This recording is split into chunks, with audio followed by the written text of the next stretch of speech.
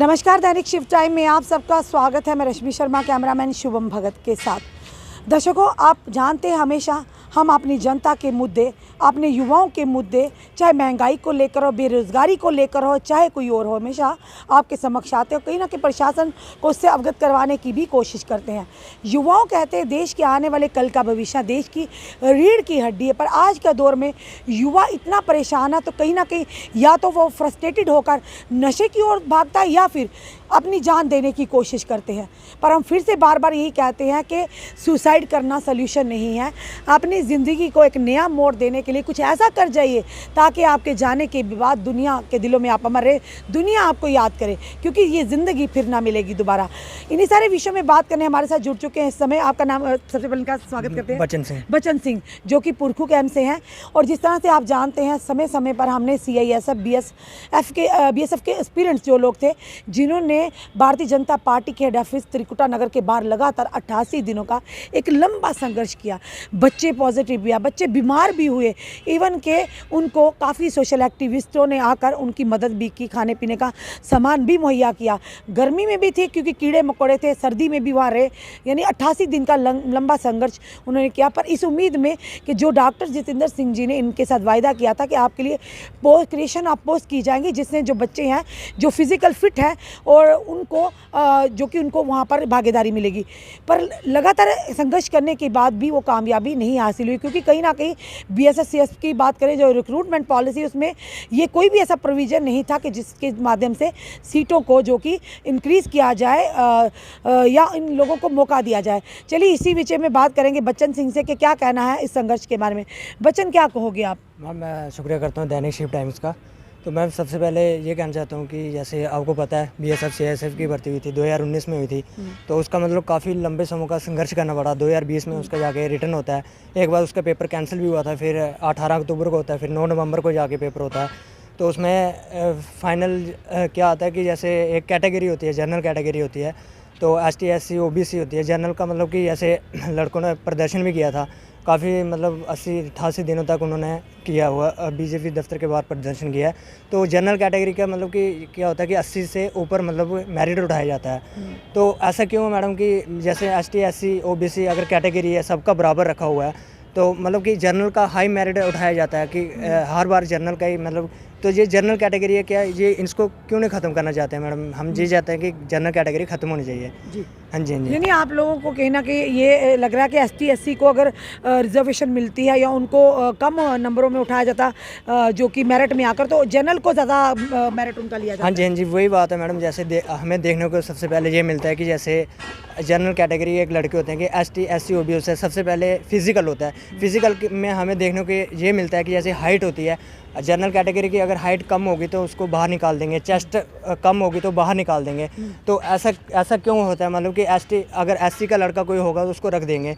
फिर फाइनल जाके अगर रिटर्न होता है, रिटर्न में क्या होता है कि सबका एक बराबर होता है रिटर्न। किसी को ये थोड़ी है कि जनरल को अलग आया कि ST SC OBC को, जितने लड़के हैं 33,000 ने रिटर्न दिया था, सबको एक बराबर होता है। तो मेरे को ये बताओ कि अगर सबका मतलब कि रिटर्न सबको बराबर आता है, तो ऐसा क्यों है? जनरल कैटेगरी का क्यों ही मेरिट हाई उठाया जाता है? माना हमने कि आज से 33-40 वर्षों से 50 वर्षों से ST SC कैटेगरी चलती आ रही है, तो क्या आज तक किसी ने आज तक इतना नहीं सोचा कि ये कैटेगरी ख़त्म होनी चाहिए? तो ऐसा। पर वहीं दूसरी तरफ लोग संघर्ष भी करते थे कि हमें कैटेगरी मिलनी चाहिए, तो वो मिल गया, उनको कैटेगरी मिल रही है। जिस तरह से अभी बात करें तो डिलिमिटेशन कमीशन की बात करें, अभी जो ड्राफ्ट बना, अभी फाइनल रिपोर्ट सबमिट, उसमें भी जो ST यहाँ उन लोगों को पॉलिटिकल रिजर्वेशन भी दिया गया। तो वहीं दूसरी तरफ अगर जनरल की बात करें तो जनरल भी कह रहे हैं कि हमें या तो ये कैटेगरी सिस्टम ही ख़त्म किया जाए, ओपन में सबको लिया जाए। तो कहीं ना कहीं उन लोगों के साथ नाइंसाफ़ी नहीं होगी जिनको? मैम बिल्कुल नाइंसाफ़ी है मैम। देखो ना, अगर सबको या तो सबको बराबर रखना चाहिए। एज की बात करें तो जनरल की 23 साल रखी जाती है, SC की 25, ST की 28 साल रखी जाती है। 28 साल काफ़ी, मतलब कि वो अगर शादीशुदा लोग होंगे तो वो भी भर्ती देख सकते हैं। तो ऐसा क्यों है? अगर रखना है तो सबको बराबर रखो।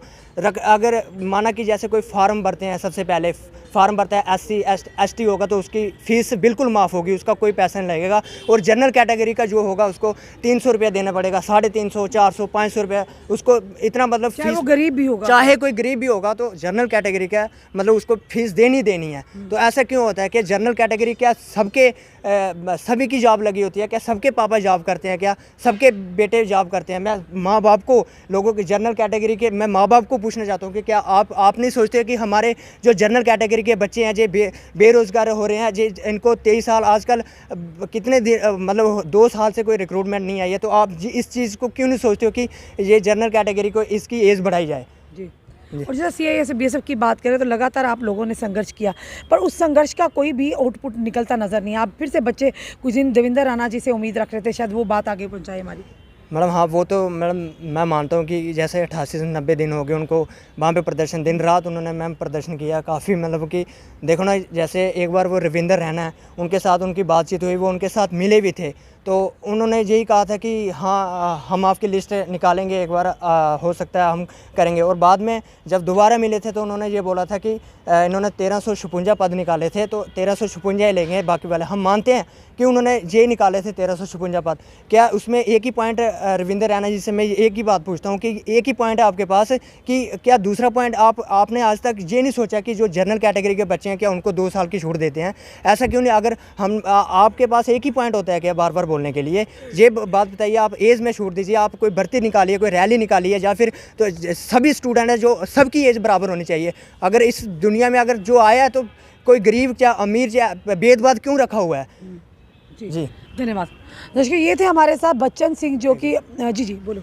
मैडम मैं ये कहना चाहता हूँ कि जैसे हमारे आर्मी की होती है, रिलेशन की भर्ती होती है, उसमें मतलब कि एक रिलेशन रखा होता है। तो एक रिलेशन का ये होता है कि मैडम जैसे एक लड़का, उसका पापा फौजी है, तो उसका बेटा आगे उसकी देख सकता है उसको भर्ती, हर जगह वो भर्ती सकता है, जम्मू कश्मीर में से बाहर भी जाके वो भर्ती देख सकता है। तो उसको सिर्फ भर्ती नहीं, उसको 20 नंबर की छूट दी जाती है और 100 में से उसको मतलब 70% फौज में जाने का मौका होता है। तो क्या ये अगर एक मतलब कि जो जिसका पापा फौज में गया हुआ है, जिसका बेटा फौजी है, क्या वही फौजी बनेगा? जो जिसके पास घर में किसी की जॉब नहीं लगी है, क्या वो फौजी नहीं बनेगा? वो भर्ती नहीं होगा?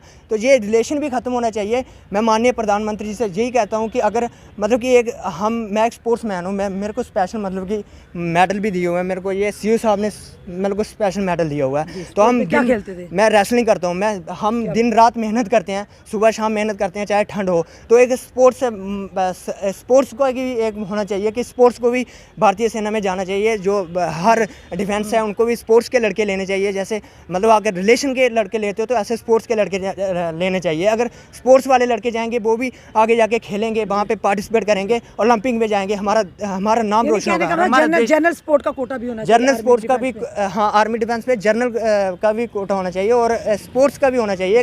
स्पोर्ट्स की अलग से रिक्रूटमेंट होनी चाहिए, के बिना भी कोई जा, हाँ, रिलेशन के बिना। जैसे अगर रिलेशन के लड़कों को छूट दी जाती है, ऐसे स्पोर्ट्स के लड़कों को छूट देनी चाहिए, उसको रिटर्न में थोड़ी छूट देनी चाहिए, एज में छूट देनी चाहिए, ताकि स्पोर्ट्स के लड़के भी आगे बढ़ें, हमारे जम्मू कश्मीर के आगे लड़के बढ़े। जो बेरोजगार, जो नशे की तरफ जाते हैं, वो नशे की तरफ ना जाएं, स्पोर्ट्स में हिस्सा लें, हमारा वो आगे जाके भर्ती हो और ओलंपिक में जाए, हमारा देश आगे बढ़े, देश का नाम रोशन करे वो लड़के।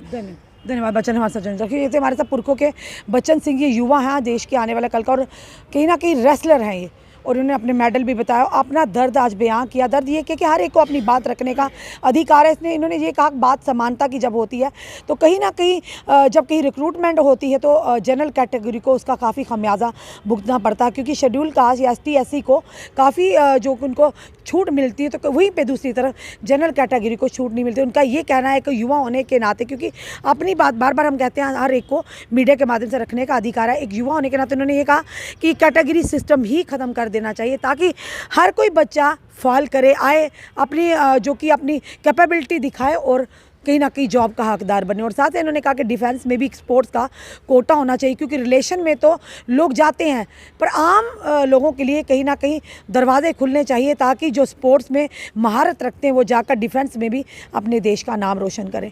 आपको ये वीडियो कैसा लगा अपने कमेंट ज़रूर कमेंट बॉक्स में दीजिए। इस वीडियो को ज़्यादा से ज़्यादा शेयर कीजिए। जुड़ी रहिए ऐसे हमारे साथ अगले अपडेट के लिए। जय हिंद, जय भारत।